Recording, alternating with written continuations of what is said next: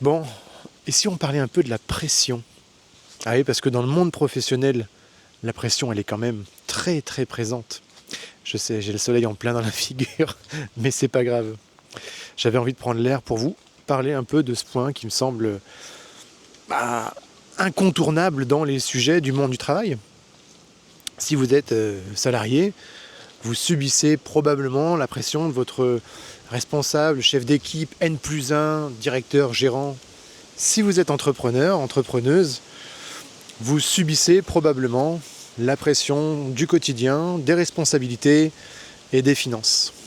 Et alors, la question, moi, qui m'intéresse, qui m'a toujours intéressé, c'est est-ce qu'on peut réussir à avancer dans le monde professionnel avec zéro pression?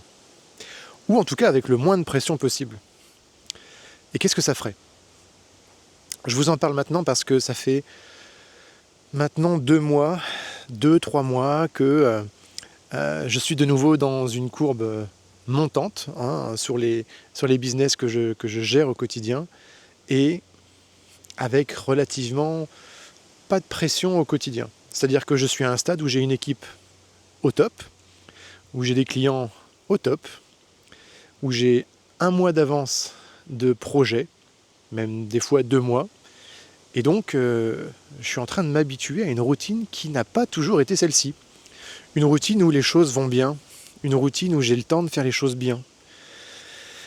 Et la semaine dernière, j'ai eu un retour client, qui m'a rappelé que la pression, elle existait toujours, même si j'étais pas en train de la vivre au quotidien. Eh bien, elle était toujours là. Elle était cachée dans le coin du couloir ou derrière la porte à attendre justement je ne sais pas quoi. Moi, j'ai pas envie de retrouver cette pression.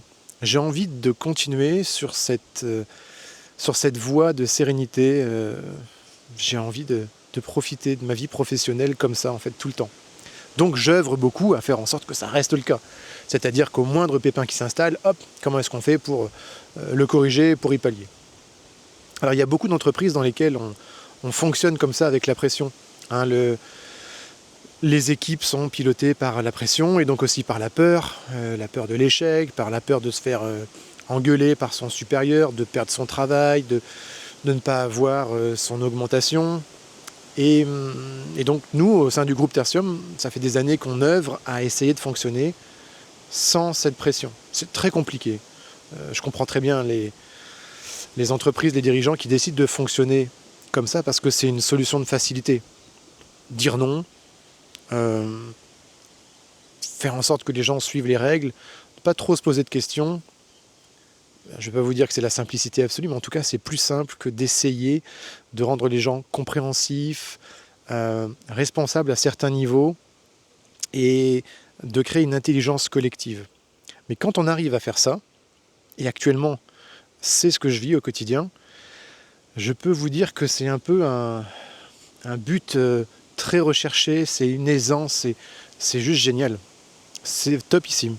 Alors bien sûr, je reste le gérant, l'entrepreneur, et pour le moment, les responsabilités, je continue à les assumer. Mais je peux compter sur les gens peuvent compter sur moi, peuvent compter sur les autres. Tout le monde compte les uns sur les autres. Tout le monde a compris quel était son but, son rôle. Chacun est à sa place.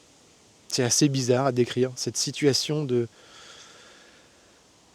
zen dans un monde professionnel.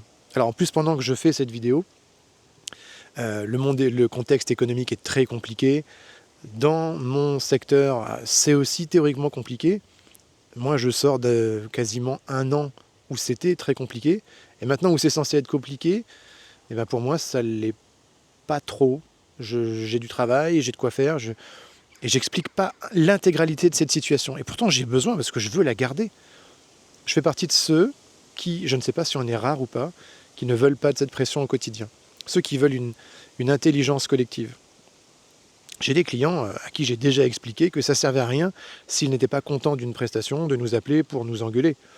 Mais que le simple fait de nous le dire suffisait à nous mettre assez de pression pour qu'on ait besoin, nous, de corriger le tir et de prouver au client qu'il a fait son choix. Du coup, je vais parler de l'autre côté la motivation.